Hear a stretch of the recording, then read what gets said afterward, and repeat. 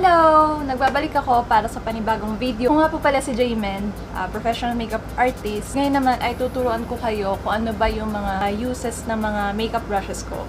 Kasi itong mga to, more than 24 pieces din itong mga makeup brushes. So may mga kanya-kanya silang purpose. Anyway, start na tayo agad.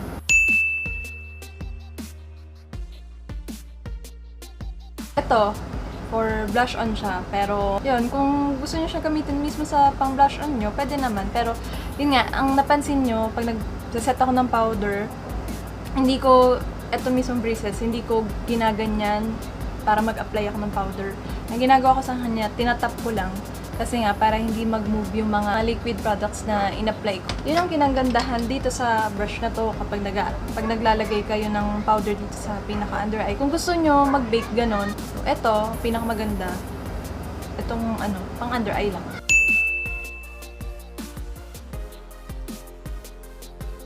So, ito kasi wala namang code to, pero alam nyo na kung anong use nito. Para siya sa highlight at pwede rin siya pag magtatanggal kayo ng mga excess eyeshadow, halimbawa, yung mga dark eyeshadow na ginamit nyo for smoky eyes, pwede nyo siya gamitin para lang pantanggal.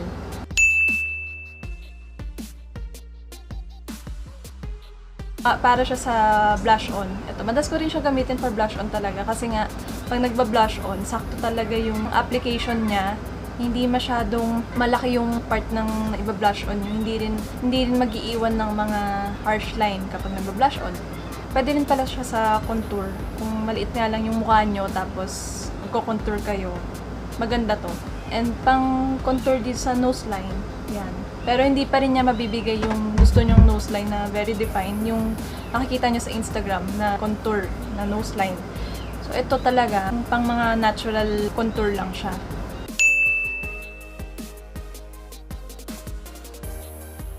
Kasi nga, pwede siya pang set ng powder. Tama lang kasi yung size niya eh. Hindi siya masyado malaki, hindi rin siya masyado maliit. Pwede siyang pang blush on, pwede siya pang contour, pwede siya pang highlight. So, all-purpose nga talaga siya. Hindi lang siya pwede, syempre, sa eyes. Dahil masyado pa malaki to para sa gawin nating eyeshadow brush.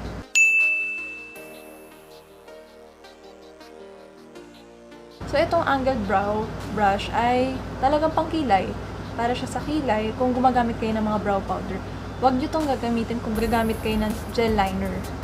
Huwag, kasi natural talaga yung material nito, yung hair nito, natural. So, hindi kakapit dito yung mga gel liner. So, ito talaga, ginagamit ko lang siya para sa mga brow powder. Kasi talagang, pag ito yung ginamit ko, kumakapit talaga dito. Basta brow powder lang gagamitin nyo ha. And ang maganda rin kasi dito ay payat yung pinaka-handle niya at mahaba yung handle niya. So, mas may control kayo at may grip kayo pag nag-a-apply kayo ng brow powder. Lalo na pag nagpa-practice pa lang kayo magkilay. Maganda to for beginners, yung mga brow powder, para talagang mabilis nyong mabubura kapag meron kayong mali dun sa ginagawa nyong kilay.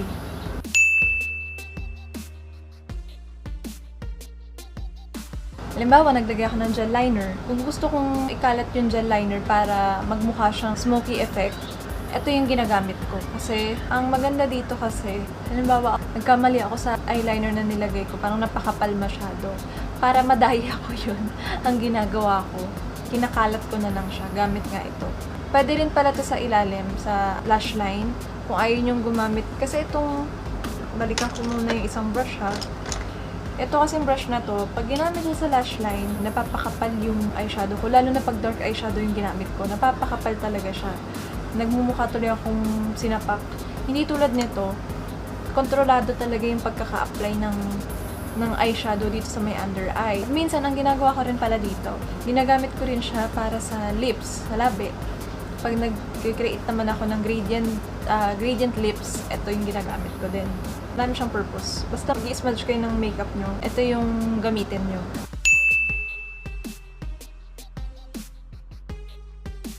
Pero, hindi ko lang siya ginagamit sa lash line, kundi mas madalas ko itong gamitin pang kilay.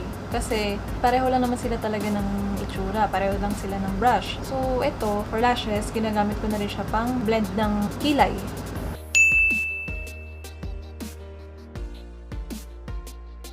Itong pinakasuklay na to, pag halimbawa meron kayong nagmaskara kayo, diba? lagi nangyayari yan. Pag nagmamaskara tayo, nag-iiwan siya ng namumuo yung mascara natin dito sa mismo mga lashes natin. So ito, ang ginagawa niya ay tinatanggal niya yung mga namuong mascara. Wait, ang sampulan ko kayo. So, ganyan. Bagay kasi ito, basa pa yung mascara. Pero pag natuyo na, hindi na eh.